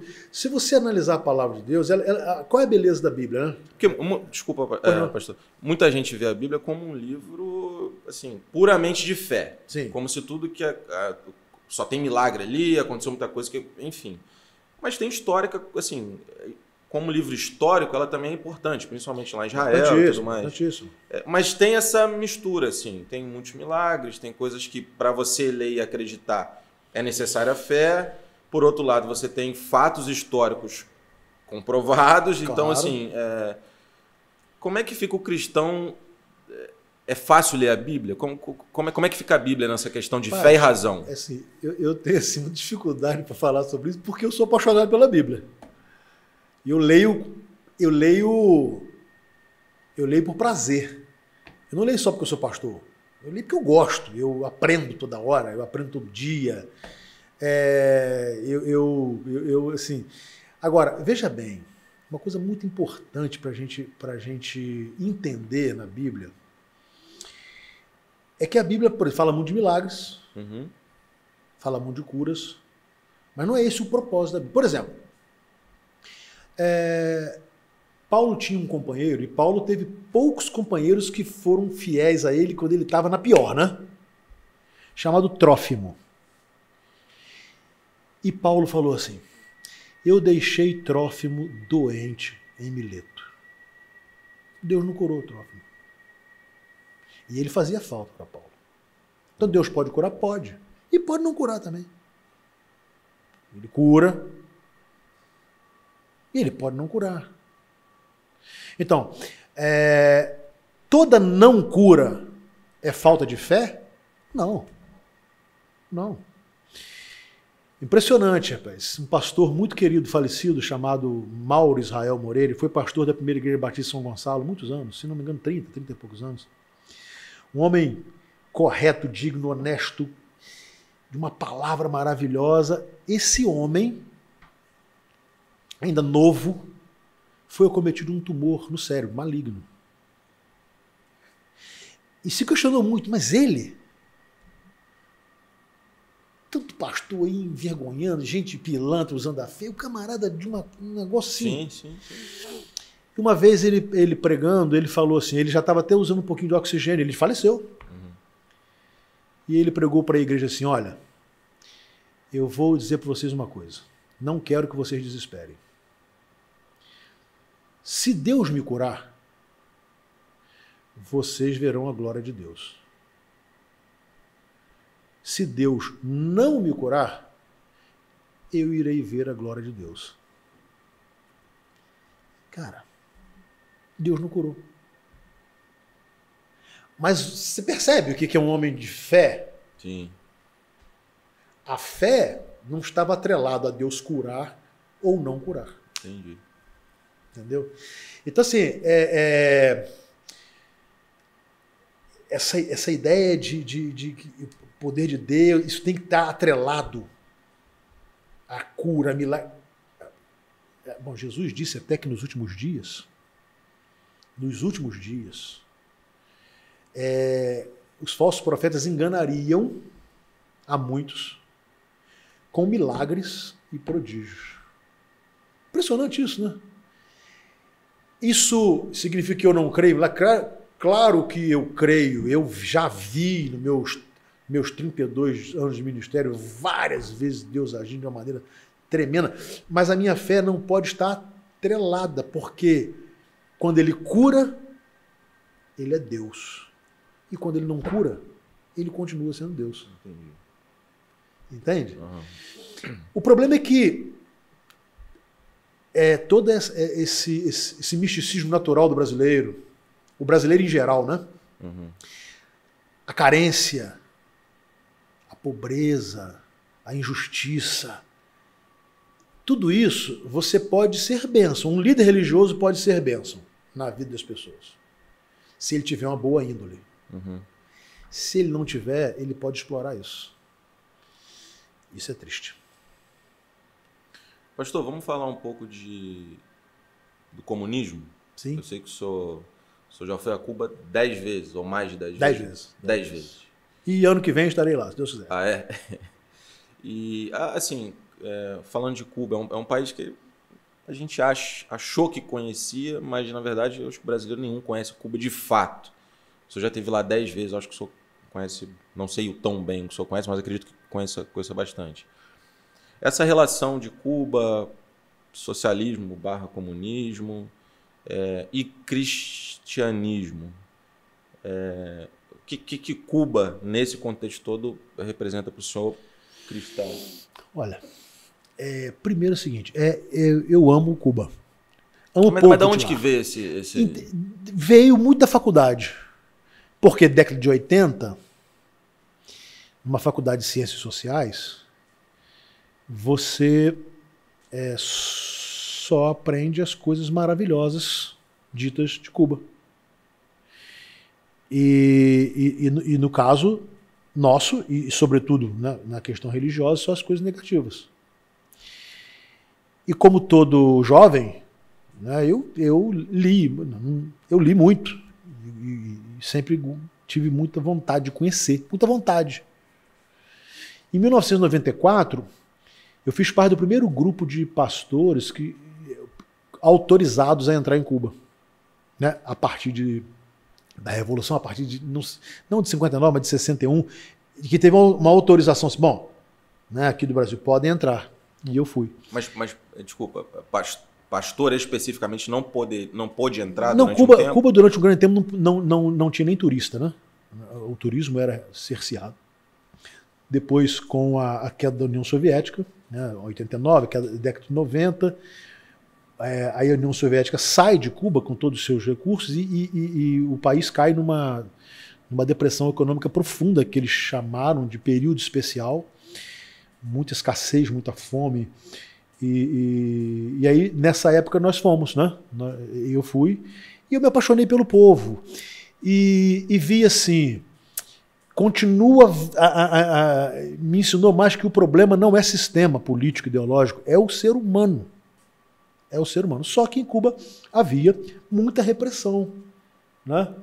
Repressão, inclusive, religiosa. Eu fui chamado algumas vezes para prestar tipo um depoimento e tal. Então, assim, eu aprendi que muitas das coisas não eram tão maravilhosas como se diziam. Aqui, né? Mas também vi muita manifestação de humanidade, que muitas vezes eu não via num sistema em que nós vivemos. Eu não estou aqui defendendo ideologias, eu não acredito nelas. Né? Então, assim, eu fui conhecer a igreja cubana e eu me apaixonei pelo povo. Né? Então existia igreja nessa época lá? Não, existe igreja. A igreja é o seguinte, a igreja existe há muitos anos, ela teve um momento de repressão muito grande. Mas não deixou de existir. Ela não deixou de existir, mas ela diminuiu muito. Entendi. Prisões e todas essas coisas naturais de um sistema ateu. Uhum. A partir da década de 90, a igreja explodiu. Com restrições.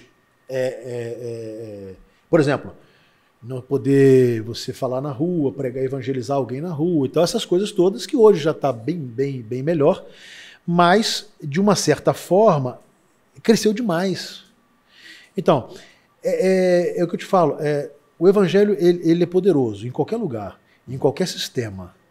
A minha relação com Cuba ela é interessante porque eu amo o povo de lá, eu gosto, eu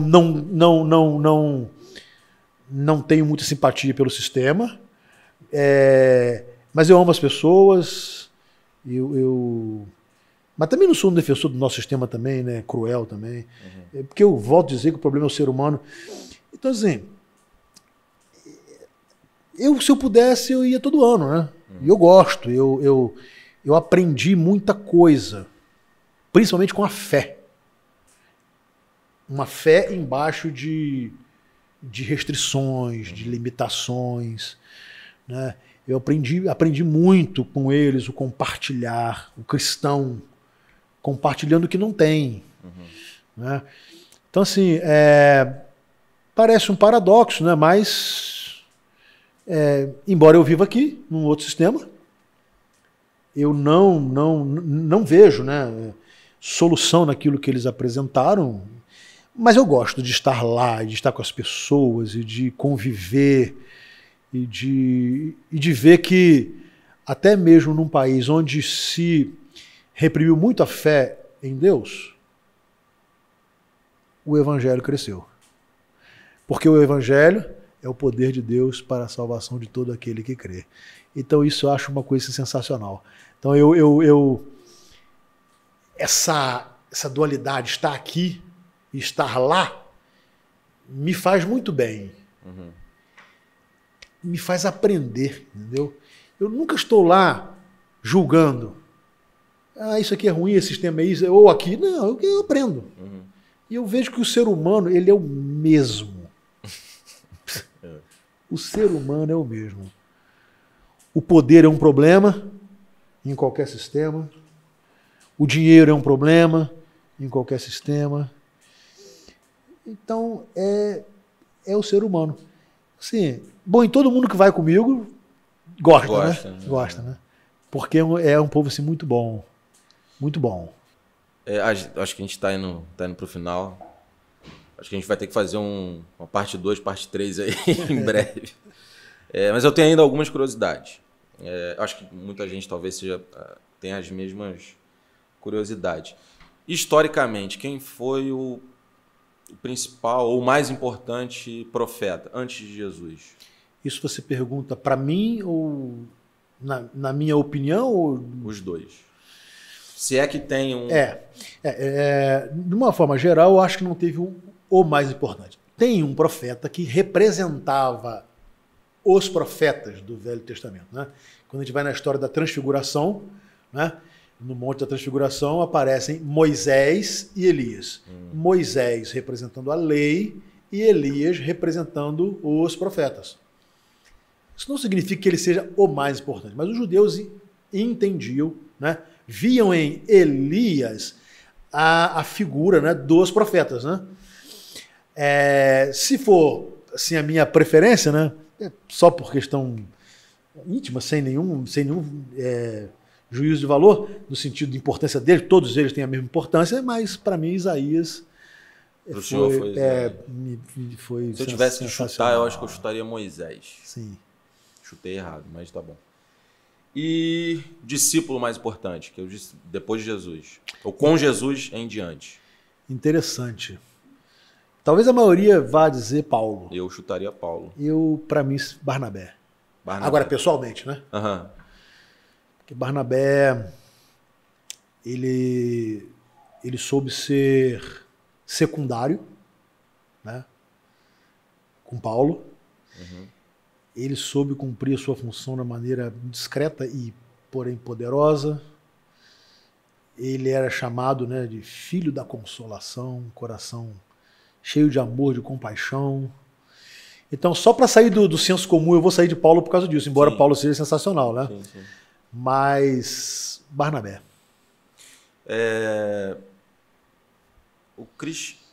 A pessoa que se converte, né, que passa a ser um cristão, ela com certeza vai ter uma vida boa? Ela vai ter uma vida transformada. Uma vida boa, segundo os padrões que são, né, predispostos. Dinheiro, sucesso, alegria. Necessariamente não. Não há nenhuma promessa disso. Nenhuma promessa. Aliás, Jesus disse aos seus discípulos, no mundo vocês terão aflições. Por isso que a teologia da prosperidade ela é enganosa. Ela não é verdadeira. Essa questão de que você se tornou um cristão, um crente, a gente fala assim, né? E aí você necessariamente vai ter dinheiro, vai ter boa saúde, vai ter... Isso não está de acordo com a palavra de Deus. Então isso não é verdade. Isso não é verdade. Você pode. E há cristãos que têm, né? Mas não é uma garantia. Não é uma garantia. Porque não é barganha, né? Isso não é barganha. Na verdade, o que Jesus ofereceu foi, sabe o que? Cruz. Se alguém quiser vir após mim, negue-se a si mesmo, tome a sua cruz e siga-me. Ou seja, que Jesus oferece cruz. O que é cruz? Cruz era sinônimo de condenação, de peso, de dor, de sofrimento. Então, você atrelar a se converter a Jesus e então ser abençoado com tudo que há de bom, né? Assim, materialmente falando, isso não é verdade. Até porque a fartura afasta mais as pessoas de Deus do que aproxima. Não deveria, mas é verdade. Perfeito. E talvez por isso Deus não nos permita, às vezes, ter algum tipo de fartura, porque é mais importante tê-lo como a nossa riqueza. O Jesus, que eu estou tocando agora no assunto Jesus, o Jesus que a gente conhece é aquela figura de cabelo meio comprido, olho azul, tem toda uma mística, uma aura por trás de Jesus. Mas ele era assim de fato ou não dá para saber? Eu não vou te responder. Quem vai te responder é o profeta Isaías. E vou pegar aqui lá no capítulo 53, ele vai falar assim, sobre o Messias que viria, né? Jesus. Isso é uma promessa. Sim. Ele cresceu diante dele como um broto tenro e como uma raiz saída de uma terra seca. Ele não tinha qualquer beleza ou majestade que nos atraísse. Nada em sua aparência para que o desejássemos. Quase que eu respondo a sua pergunta. Né? Essa figura tipicamente europeia de Jesus... É mais provável que não tenha... Não é mais provável. Eu posso afirmar que não era. Não era. Embora eu não saiba exatamente como era a face de Jesus. Mas daquele jeito não era. Pela própria geografia de onde Jesus veio, pela própria cultura, pelo povo de Jesus, né? O pelo próprio povo, da origem dele, né? Então, o fato é que não havia nada na face dele que atraísse, nada. Nada. Não havia beleza em sua face. Jesus não atrairia ninguém por sua aparência. Interessante. Isso é interessante, né? Interessante.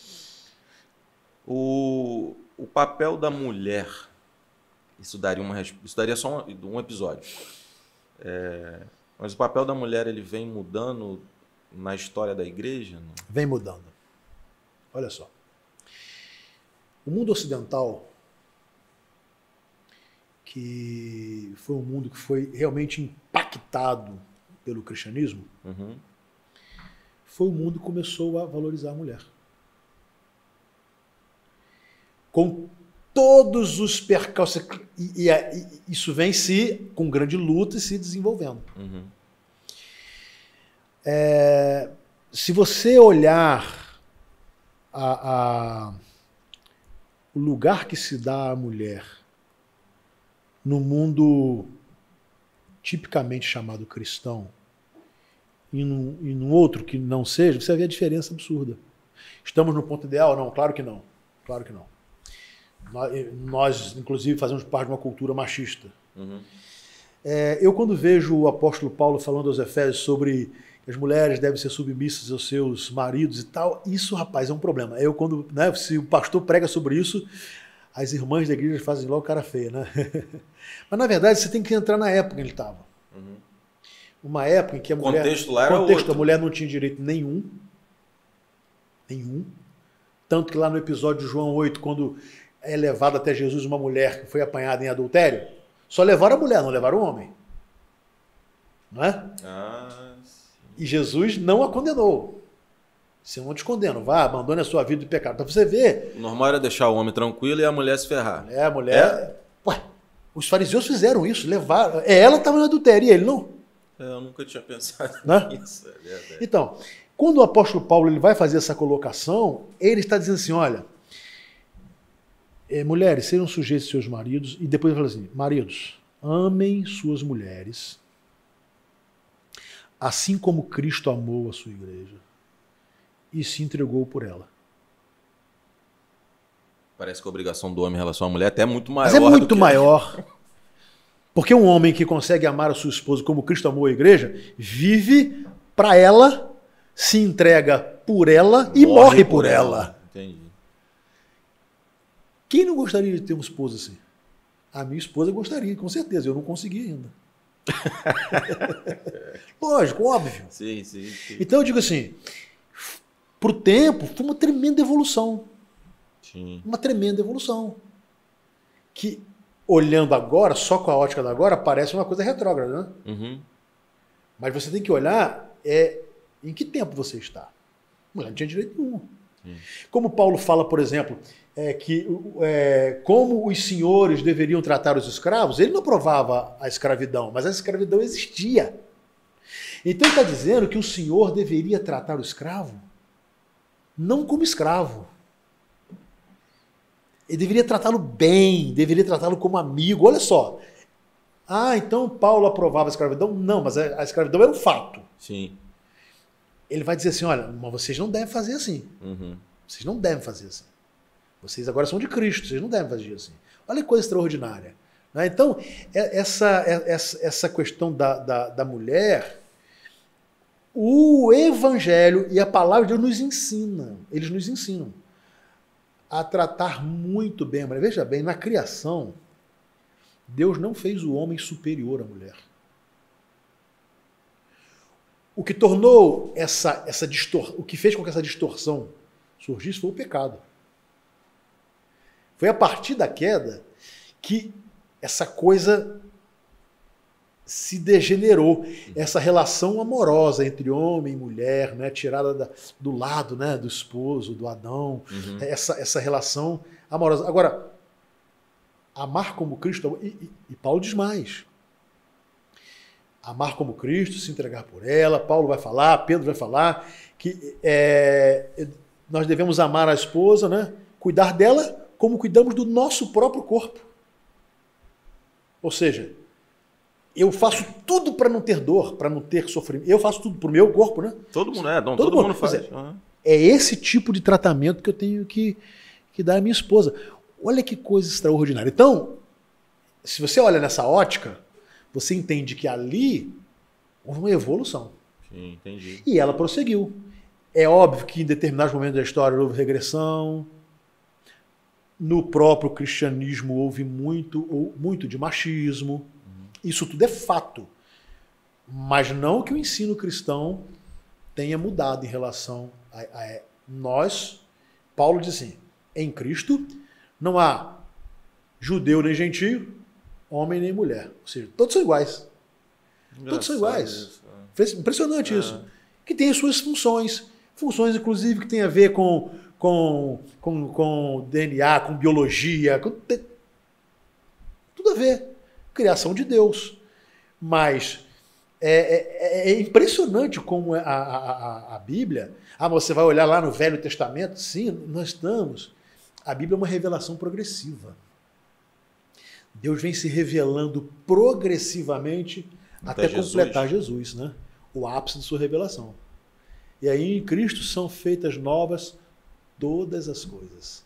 Não é um fato interessantíssimo, Marco Aurélio, que as primeiras pessoas a quem Jesus se permitiu ver ressuscitado foram 3 mulheres? É verdade. Maria Madalena estava entre elas? Né? Maria Madalena, Maria Mãe de Jesus. Olha que coisa impressionante. Que coisa impressionante, né? Olha, uma demonstração que para Deus não há essa diferença, né? Então Jesus se revela primeiramente às mulheres. O senhor tem um mentor? Sim, ao longo da minha trajetória eu tive alguns, né? Eu tive um tio, Edelto, já falecido, pastor, e meu tio Edgar, que é pastor. Não vou colocar pai, porque pai é mentor a vida inteira, né? Mas hoje eu tenho assim, 2, né? Com quem eu compartilho muita coisa. É o meu irmão, Rafael, que também é pastor, e o outro você conhece muito bem, que é o pastor Marcão, seu pai. A gente tem uma parceria aí de confiabilidade, de amizade muito grande, né? De ajuda mútua. Então eu acredito que a gente consegue mentorear um ao outro, né? E que é muito bom. E essa pulseira aí? Eu vi que o senhor está com uma pulseira de... Isso é um arame farpado? Pois é. Essa pulseira aqui, ela tem o seguinte, para mim, um significado muito grande. Ela realmente é arame farpado, né? E ela representa 260 milhões de cristãos perseguidos hoje no mundo. É uma coisa assustadora. É um Brasil sendo perseguido. Sendo perseguido. E sendo perseguido de muitas formas, né? E algumas das mais terríveis, né? Fome, tortura, casas incendiadas, mulheres estupradas, maridos açoitados, torturados, cristãos assassinados de todo tipo de toda maneira. E por que eu uso essa pulseira? Essa pulseira ela é da missão Portas Abertas, que é uma missão que trabalha com apoio à igreja perseguida. E eu uso essa pulseira porque, olhando para ela, eu me lembro todo dia de orar pelos cristãos perseguidos, pela igreja perseguida. Então, ela, para mim, ela não é uma decoração, nada disso. Não. Ela realmente ela tem um significado para mim. De lembrar que eu sou cristão e pastor num país livre, que eu tenho toda a liberdade, né, de conversar como eu estou conversando com vocês aqui agora, mas que há 260 milhões de irmãos nossos que sofrem e muitos deles morrem por causa da sua fé em Cristo Jesus. Então ela tem um significado muito grande para mim. Quando eu olho para ela, eu me lembro de orar pelos meus irmãos. Eu não tinha ideia que era tanto assim. Sim. Pastor, eu queria te agradecer. Muito obrigado pela disponibilidade. Acho que a conversa foi muito boa. Acho que vai ter que ter uma parte 2, 3, etc. É muito assunto, os assuntos acabam sendo um pouco complexos, mas eu acho que é de interesse, assim, o interesse é de todo mundo. Claro. Como é que a gente acha o senhor? Olha, tem site, tem rede social? Primeiro assim, eu quero agradecer. Para mim foi um bate-papo sensacional, muito, muito gostoso. Eu aprendi muito. Muito bom. Aprendi muito. né? É claro que nem tudo que eu abordei vai ser da concordância de todos, mas isso também é muito saudável também, Sim, né? sim. Que haja discordância. Bom, lá no site da nossa igreja, pibpadua.com, né? A gente está sempre lá, no nosso canal do YouTube também, PIB Pádua, que você se inscreve lá, né? E aciona lá o sininho lá para ser notificado. A gente tem as mensagens, estão sempre lá, há muita coisa boa ali. Quem quiser me seguir aí no Instagram, PR Márcio, e para mim vai ser um prazer, vai ser uma honra. Agora, segue a PIB Pádua. Tá. Essa é a igreja do coração. Pessoal, a gente está terminando mais um Marco 4.0. Hoje foi o pastor Márcio. A gente falou de política, religião, de muita coisa interessantíssima. Deixe seu comentário aí embaixo. Siga o pastor, a igreja, se inscreva no canal também. É importante deixar seu feedback para a gente saber como é que tá. Se vocês estão gostando, não estão gostando, o que tem que mudar, o que tem que melhorar. Quem quiser me achar lá no Instagram é Marco Lira F. E lá tem todas as informações. Valeu, obrigado, pastor. Olha só, estamos também no Facebook também, né? Tanto eu quanto a igreja, né? Primeira Igreja Batista de Pádua, entra lá no Facebook, também. E vai poder acompanhar um pouquinho a gente. Valeu, gente. Obrigado. Valeu, pessoal. Forte abraço. Até a próxima.